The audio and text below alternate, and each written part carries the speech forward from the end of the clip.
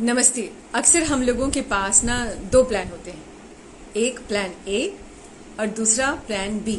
अगर ये नहीं हुआ तो ये हो जाएगा, और अगर ये नहीं हुआ तो ये तो है ही। आज वैसे ही एक हमारे साथ एक ऐसे एक्टर हैं जिन्होंने लॉ की पढ़ाई की है, लेकिन लॉ तो है उनके पास डिग्री, पर अब बन गए हैं वो हिंदी फिल्मों के जाने माने एक्टर। आपने उनको कई सारे टीवी सीरियल में देखा होगा, जैसे कि जिंदगी.com या फिर अगर तुम साथ हो। तो प्रणव इस वक्त मेरे साथ होंगे, मैं उनको इनवाइट कर रही हूँ और आगे आने वाली जो एक शॉर्ट फिल्म है उसके बारे में। प्रणव, मैंने आपको इनवाइट भेज दिया, you just have to accept it. Yes. Hi. Hi Indu ji, कैसी हैं आप? Very fine Pranav, very fine, and many congratulations कि आपकी जो शॉर्ट फिल्म आने वाली है। तो इसका नाम बड़ा अच्छा है। सबसे पहले तो ये बताइए कि जो अलमारिया है, ये कौन सी वाली अलमारिया है? ये वो वाली अलमारियां हैं जिसके अंदर बहुत सारे शेल्फ्स होते हैं और हर शेल्फ पर हम अलग अलग सामान रखते हैं। तो इसके अंदर अलग अलग इमोशंस रखे हुए हैं और basically it's translation for closets, जो कि होमोसेक्सुअलिटी के लिए रेफरेंस पॉइंट होता है बहुत सारी जगह पर। तो उसके लिए ये है इसका टाइटल। ओके, तो जब फिल्म का टाइटल आपको बताया गया था तो तभी भी आपने इतने अच्छे से इसकी डेफिनेशन तय कर ली थी कि मतलब तब नहीं नहीं आपने कुछ नहीं, मैंने इंटरव्यू के लिए सोचा ही है। ओके। पहले तो मैंने खुद डायरेक्टर से समझा था कि क्यों ऐसा है। बट ये name is very basically nice. Actually जिस तरह से आपने डिफाइन किया ना कि उसके अलग अलग खाने हैं, तो ये जो अभी आप इस फिल्म में जो आपका रोल है, ये पहली बार इस तरह का रोल आप कर रहे हैं? बेसिकली ये हम लोग एक प्ले करते थे। उसमें वो प्ले में डायरेक्ट करता था। एक साउथ इंडियन प्ले राइट है, अजय कृष्णन। उन्होंने इस प्ले को लिखा है और उसका नाम है कमिंग आउट। प्ले का नाम है। तो मैं मेरे को एक्टर साथ में थे लक्ष्मीर सरन और नुपुर नागपाल, और हम लोग मिलके ये नाटक किया करते थे। एक और नाटक का पार्ट था, वो एक शॉर्ट प्ले था। तो जब हम वो करते थे तो फिर ऐसा रियलाइज हुआ कि यार इसके अंदर पोटेंशियल है and we should take it to a wider audience, क्योंकि ये कहानी बहुत रेलेवेंट है अभी के लिए और टॉपिक बड़ी टॉपिकल थी। तो लॉकडाउन था, आप घर बैठे हुए थे, तो सोचा that let's try and convert this into a screen play. तो मेरी दोस्त है जिया भारद्वाज जिसने डायरेक्ट की है।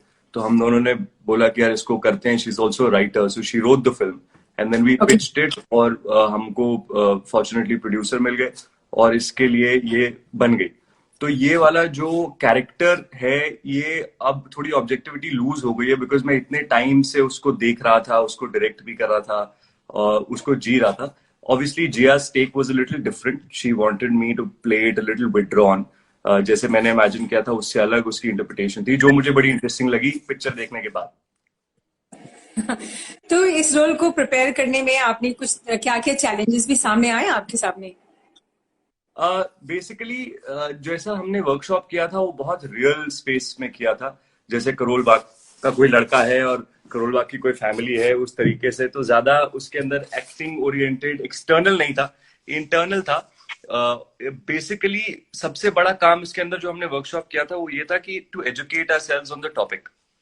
ओके। सब्जेक्ट इतना सेंसिटिव है और हम लोग अभी भी थोड़े से होमोफोबिक सब लोग, मैं तो था एटलीस्ट, मतलब मैं बाकियों के लिए क्यों बोलूं। तो हम लोग रेफर भी करते थे, और मुझे नहीं बोलना चाहिए यहाँ, लेकिन हम अलग अलग तरीके से उस कम्युनिटी को एड्रेस करते थे जो बहुत ज्यादा ग्रेसफुल नहीं है।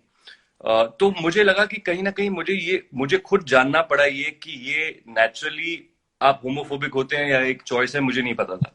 और मैंने जब जब उसके अंदर डाइव किया तो उसके बारे में पढ़ा, उस कम्युनिटी के बारे में पढ़ा, और मोर देन एनीथिंग एल्स मैं as a human being, as an individual sensitise हुआ, और वो मदद किया मुझे पोर्ट्रे करने में। बाकी तो एज सच कुछ एक्सटर्नल प्रेपरेशन हमने इसमें नहीं किया। हम we just talked about it a lot, और and we just and that's how it just happened. Okay. जब हम बात करते हैं शॉर्ट फिल्म की, पहले होती थी सिर्फ फिल्म होती थी, फिर आई शॉर्ट फिल्म आई। तो जब एक अभिनेता इस तरह से काम करता है अलग अलग फॉर्मेट की फिल्मों में, तो वो कितना आसान होता है ऑडियंस के लिए? बेसिकली अभी क्या हो रहा है कि अटेंशन स्पैन जो है ऑडियंस का वो कम होता जा रहा है। तो आपने मतलब जैसे पहले पहले जमाने में पिक्चर बनती थी 3 घंटे, 3.25 घंटे, 3.5 घंटे, वो भी ग्रेजुअली कम होता जा रहा है। और ये पूरा जो रेवोल्यूशन है ये एक्सेलरेट हो गया कोविड की वजह से, बिकॉज या कोविड में हम लोग सब घर ही बैठे हैं, अब सब डिजिटल, ऑलमोस्ट सब कुछ डिजिटल हो गया है। तो इसके लिए मुझे लगता है कि ये जो टाइम ड्यूरेशन है, अब अटेंशन स्पैन कम हो रहा है। आपने देखा होगा जिसपे हम जिस प्लेटफॉर्म पे अभी एक्चुअली हम जुड़े हुए हैं, इंस्टाग्राम, इस पे भी 1 मिनट का वीडियो है। तो लोगों को अभी वो माइक्रोवेव जनरेशन है हम लोग, कि हमें 30 सेकंड 40 सेकंड में ही एंटरटेन होना है, उससे ज्यादा हम देंगे नहीं, बिकॉज या ऑप्शंस भी इतने सारे हो गए हैं। तो अभी आप खटाखट स्वाइप कर देते हैं और दूसरा आ जाता है, तो इस तरीके से वो टिकटॉक और वो सब चलता है। तो शॉर्ट फिल्म मुझे लगता है एक बहुत ही अपकमिंग चीज है, और अभी भी इंडिया में उस तरीके से एक्सप्लोर नहीं हुई है जिस तरीके से अब्रॉड या इंटरनेशनली हम लोग शॉर्ट फिल्म्स बहुत टाइम से देख रहे हैं।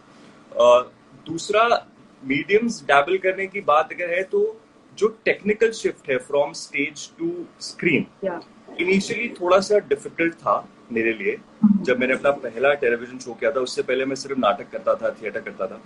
और जब पहले दिन करना था और आपको था कि यार अब इमोशन से ज्यादा इंपॉर्टेंट है, that you have to go and you have to stop at a point and you have to take your mark, because otherwise you will be out of focus. So I thought this is too many things यार, you need to be very sharp and very intelligent to be pulling this off, because आप अभी emotion सोचो कि लड़की को प्यार करना है, ये सोचो कि मैं अपने पैर कहाँ पे जाके रखने हैं, वो सोचो।